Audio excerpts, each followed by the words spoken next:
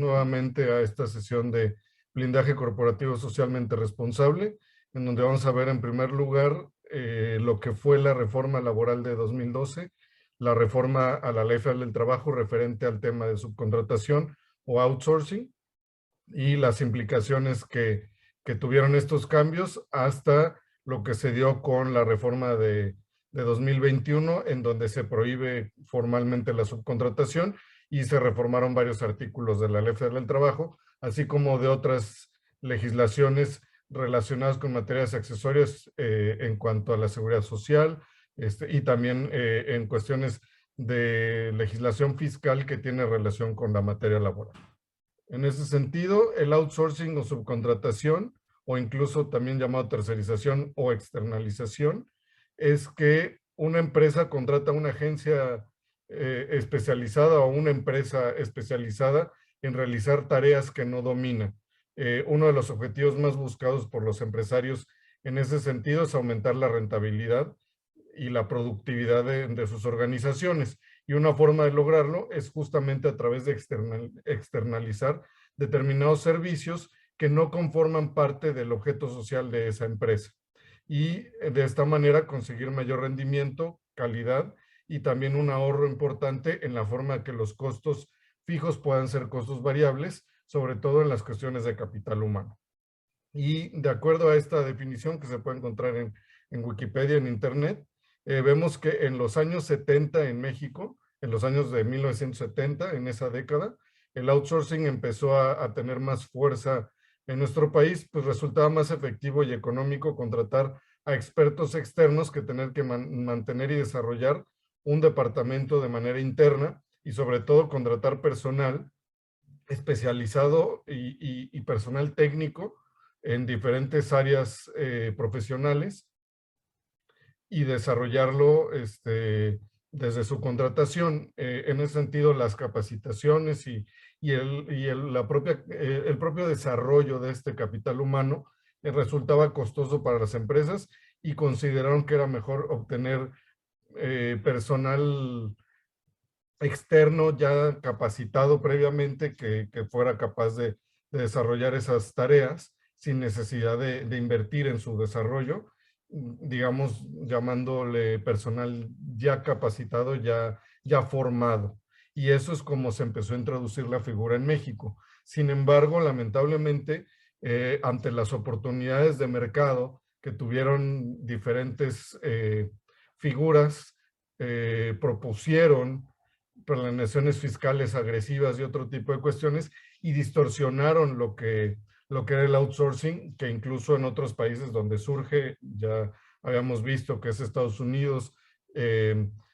Inglaterra y otros países europeos, pues justamente en esos países no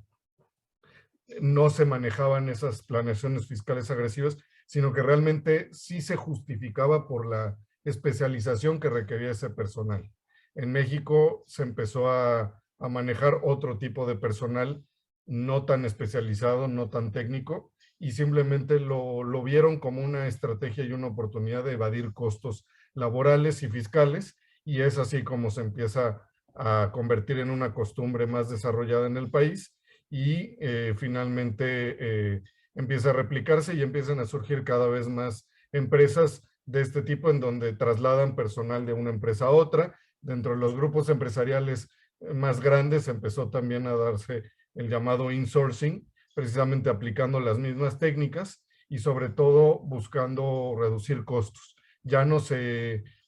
buscaba mayor productividad, sino simplemente una reducción de costos, porque la cuestión laboral se veía como costos, cuando en realidad desde el personal punto de vista de quien les habla, pues es una inversión y es la parte más importante de las organizaciones. Bien cuidada puede ser muy productiva y si no se le da el cuidado necesario,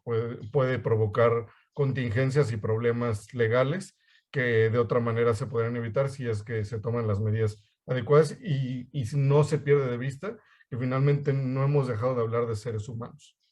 En este sentido, el outsourcing en México antes de la reforma de 2012 empezó a darse con un crecimiento importante en donde cifras de diversos periódicos nacionales se tuvo un incremento porcentual del 40% entre 2003 y 2008 para llegar a un margen de 400,295 personas en 2008 que estaban contratadas o subcontratadas que tenían una situación de una relación laboral tercerizada y que no, incluso en muchos casos ni siquiera conocen quién es su patrón.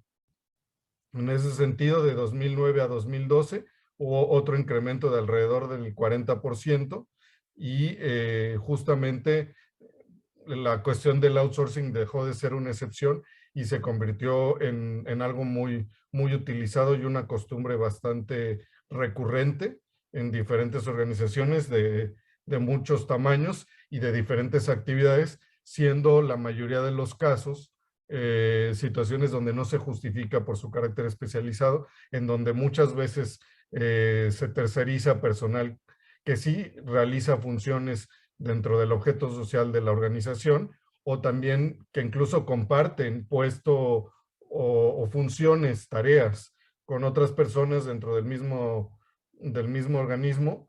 que sí tienen una relación laboral directa con la empresa, dándose una situación que evidentemente es violatoria de los derechos laborales y derechos fundamentales en materia laboral de estas personas trabajadoras.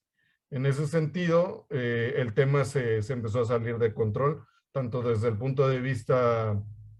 fiscal como normativo. En materia laboral, muchos juicios empezaron a volverse demasiado complicados en su resolución, puesto que ni la misma autoridad tenía claro cuál era el ente patronal o el verdadero responsable ante las personas trabajadoras, siendo también un caso importante en donde la mayoría de las personas trabajadoras, aun cuando sufran violaciones a sus derechos, tanto por desconocimiento como por necesidad económica, no los hacen valer, por lo tanto la cantidad de demandas sigue siendo muy baja a comparación de la cantidad de problemas que hay, y eso se ve también en las inspecciones laborales, en donde a través de denuncias anónimas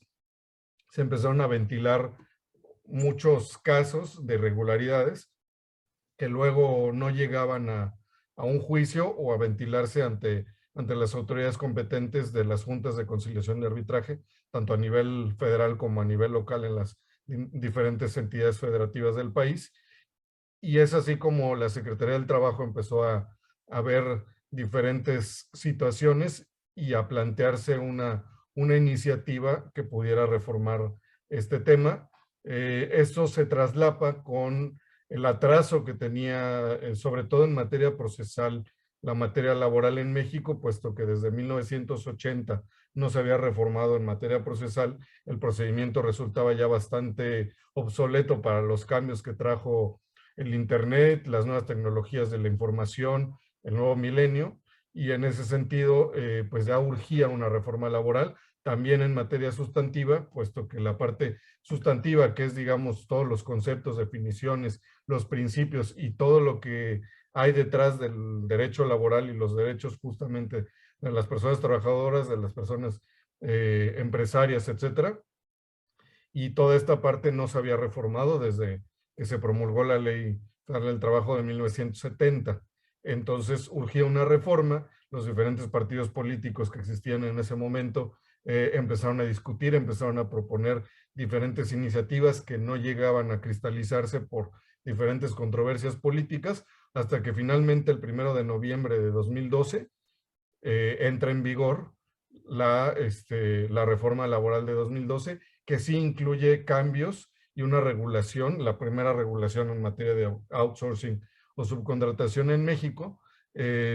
agregando o adicionando a la Ley Federal del Trabajo 4 artículos que son el 15A, 15B, 15C y 15D, que son realmente la base de esta reforma o de esta regulación. Sin embargo, a través del tiempo se fueron dando diferentes situaciones en donde se comprobó que esta regulación ni atacó los problemas de fondo por los cuales se pretendía regular esta materia, así como sobrereguló algunas otras cuestiones y resultaba muy confuso para las empresas distinguir cuándo era subcontratación y cuándo no, cuándo se cumplían los parámetros legales y cuando se estaba en situaciones irregulares. Por lo tanto, pues la reforma laboral de 2012 en la parte de outsourcing quedó muy corta en algunos sentidos, demasiado estricta en otros y complicó las cosas,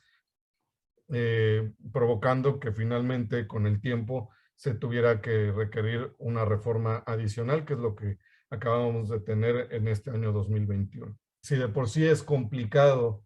en todos los casos que la propia autoridad laboral determine si la empresa patronal o la figura patronal cuenta con los elementos propios suficientes para cumplir las obligaciones o no, en una relación bilateral únicamente, es decir, patrón y trabajador sin intervención de terceros, es complicado. Para una relación laboral tercerizada resultaba todavía más difícil. Aun cuando hay ciertos mecanismos tangibles, sigue sin quedar del todo claro y pues prácticamente se termina todavía hasta la fecha resolviendo caso por caso. Pero en general, de acuerdo a los criterios, sobre todo respetando, hasta antes de esta reforma del 2021, respetando los principios de las tres condiciones del artículo 15A y teniendo el contrato por escrito y estableciendo en este contrato que justamente la relación laboral le corresponde a la empresa contratista porque cuenta y tal cual se tenía que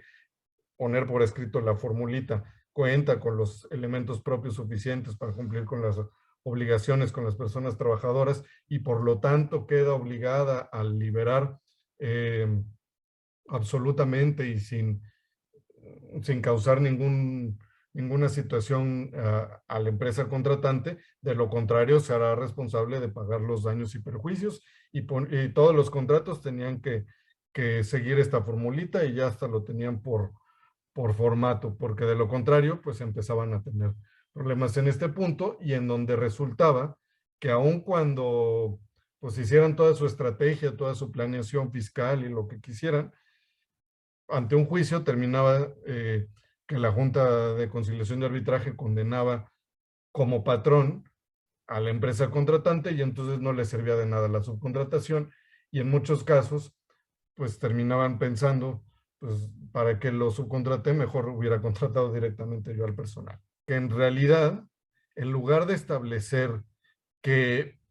por regla general se entiende un principio de buena fe en donde las relaciones laborales subcontratadas son de buena fe y por lo tanto no son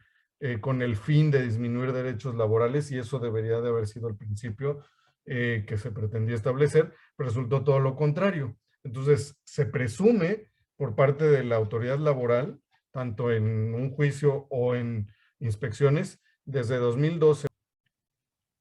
en donde se presume que la relación subcontratada es con el fin de disminuir derechos laborales y así lo retomó el gobierno federal actual y esa es la interpretación que han estado dando. Por eso es que fue muy agresivo el discurso en contra de la subcontratación y por eso es que se ha manejado el tema como se ha manejado desde el punto de vista político, porque se ha presumido que la relación laboral subcontratada o tercerizada es con este fin, cuando en realidad no necesariamente y no en todos los casos, y se perdió de vista, como comentamos, el paradigma al principio de tocar los temas de outsourcing en esta capacitación, que hay outsourcing bueno y malo. Hay outsourcing buscando flexibilizar la fuerza de trabajo, outsourcing que busca tener mayores opciones de contratación en beneficio mutuo entre ambas partes o entre las tres partes involucradas. Y hay outsourcing que sí es realizado con el fin de disminuir derechos laborales y con el fin, sobre todo, no tanto, no, o sea, sí, pero más enfocado en evadir impuestos y cargas fiscales. La disminución de derechos laborales sí se ha visto como una cuestión, como meta de estas planeaciones fiscales agresivas y de estos esquemas de subcontratación irregulares, pero sobre todo lo hacen por la carga, por evadir la carga fiscal. Si además les representa ahorrarse costos laborales que para ellos son innecesarios, lo han visto como beneficio, pero en realidad la estrategia surgió no por materia laboral, sino por materia fiscal. Y quien empezó con esta distorsión del esquema fueron desde el punto de vista fiscal y planeadores fiscales. No, no fueron empresas que se dedican al capital humano o no fueron despachos de abogados laborales empresariales, aunque en su momento también han tenido su grado de responsabilidad, pero en realidad el tema surgió por la parte fiscal. Y tampoco lo han mencionado tanto en el discurso, aunque sí en parte por la persecución de las empresas factureras, pero, pero no tanto por la evasión fiscal de la carga fiscal como tal de seguridad social, lo cual pues es un tema central que desde mi punto de vista se ha perdido y no se ha tomado en cuenta con la magnitud que debería de ser. Por lo tanto, las soluciones pues dejan puntos todavía sin cubrir, que seguramente con el tiempo se irán subsanando, pero que hasta este momento pues siguen en el aire un poco. Y por eso es que el clima político empezó a calentarse al grado de tener el discurso que se tuvo y las razones por las cuales se dio la reforma que prohíbe el outsourcing a partir de 2021, en donde los principales cambios con la reforma laboral que prohíbe el outsourcing, de acuerdo a la propia Secretaría del Trabajo y que están publicados en su propio portal electrónico, son 6 en específico, que es que se prohíbe la subcontratación de personal para formar parte, esto es la clave, del objeto social de la empresa. Es decir, no se prohíbe la subcontratación de personal en sí. Se prohíbe la subcontratación de personal que forme parte del objeto social de la empresa. Es decir, de alguna manera, por un argumento jurídico de exclusión, lo que no forme parte del objeto social sí puede ser subcontratado. Como la redacción del artículo 15A no estableció justificar el carácter especializado, es ahí donde se volvía muy complicado y en donde se empezó a distorsionar la figura de manera importante, y aún con esta sobreregulación en muchos puntos, en ese sentido se les siguió saliendo de control a la autoridad y no pudieron limitar todas estas malas prácticas, que ya realmente con estos esquemas administrativos es mucho más fácil ver la diferencia entre una subcontratación irregular y la que realmente cumpliría las características, porque justamente con el objeto social de la empresa es muy fácil demostrar si eso no es. Y eso no estaba en la redacción del 15A. De haberlo puesto, yo creo que hubiera sido más fácil darse cuenta de las diferencias. Otro punto que sí cambia con la reforma de 2021 es justamente que se establece de forma obligatoria en la propia Ley Federal del Trabajo el registro de empresas ante la Secretaría del Trabajo y Previsión Social, y establece como obligatorio el padrón público de empresas de subcontratación de servicios y obras especializadas, es decir, el REPSI. Esto se vuelve obligatorio y está en el propio texto legal, por lo tanto, no hay pierde en ese sentido, lo cual en el 15A anteriormente vigente, no había ningún mecanismo para poderlo comprobar, y entonces las empresas que sí tenían un outsourcing positivo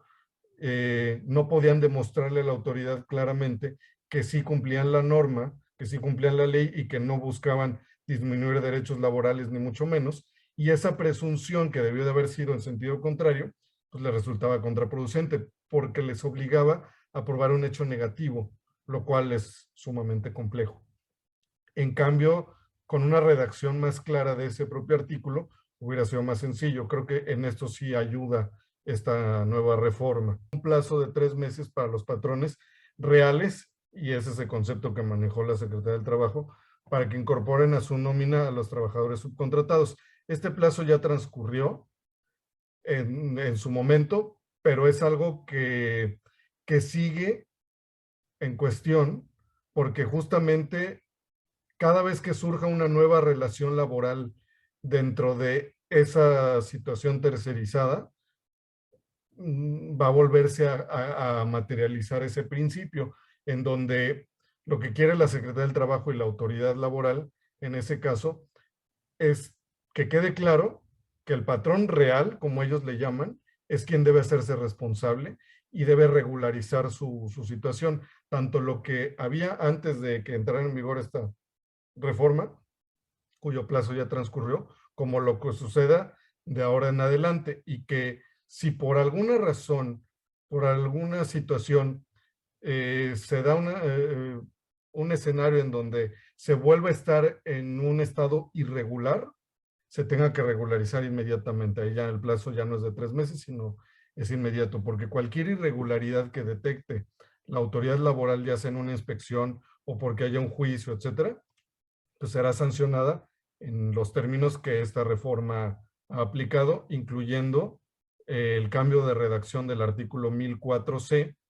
que ya establece multas más onerosas que las que estaban vigentes anteriormente. Por lo tanto, para evitar esas multas hay que estar muy pendientes de que se haya regularizado todo lo anterior a estos 3 meses que ya se cumplieron, y a partir de ahora se tiene que estar revisando continuamente, y los plazos de actualización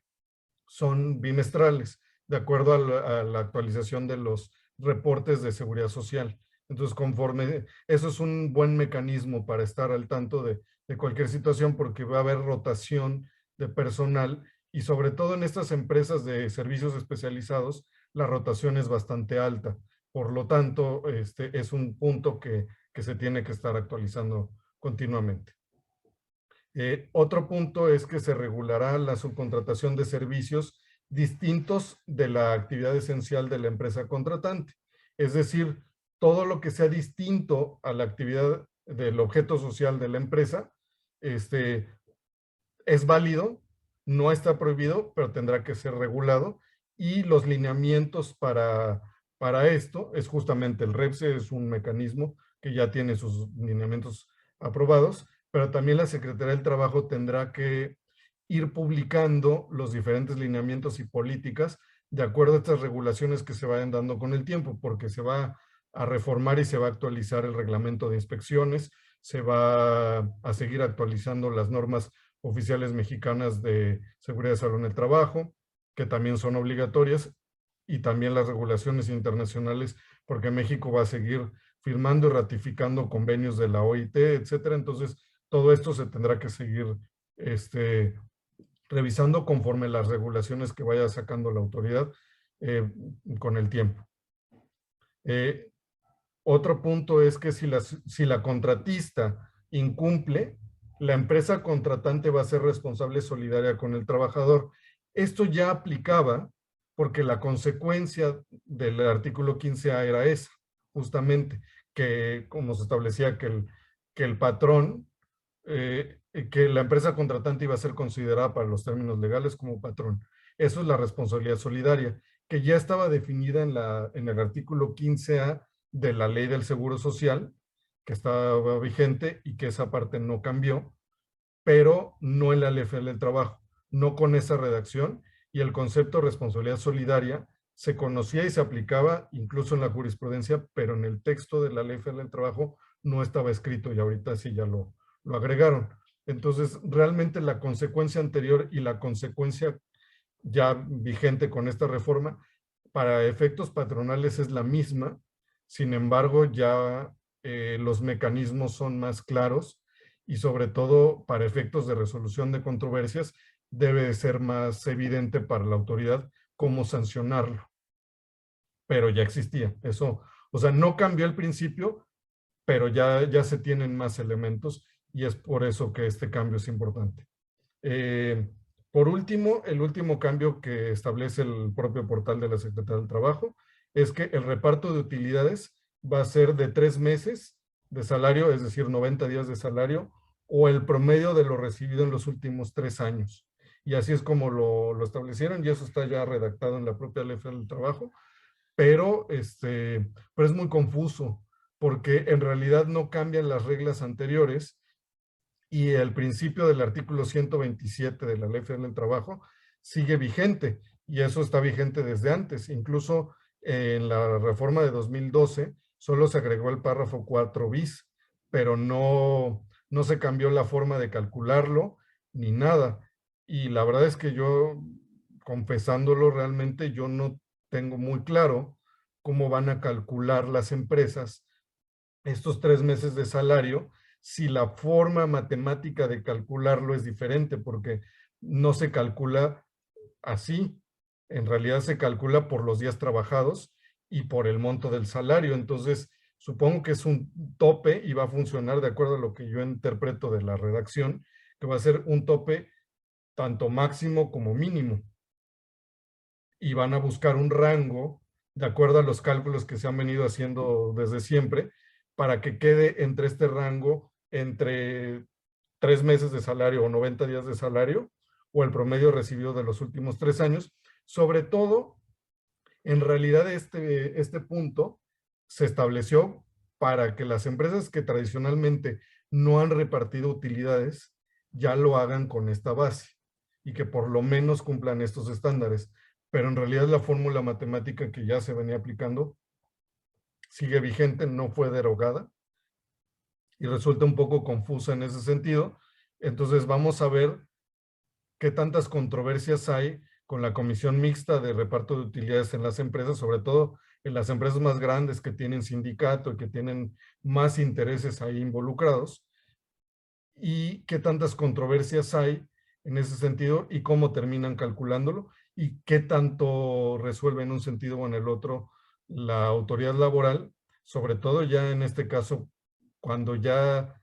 sí resuelva esto el Poder Judicial, porque las juntas de conciliación de arbitraje históricamente, en temas de PTU que siempre demandan las personas trabajadoras, terminan declarándose incompetentes y declarando improcedente la prestación de PTU, porque normalmente la demandan de forma diferente a como es exigible. Y en realidad la autoridad competente para determinar los montos de la PTU es el SAT.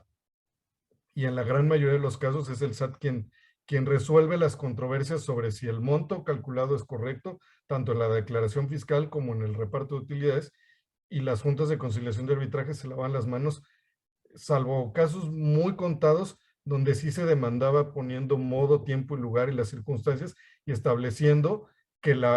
ante la comisión mixta se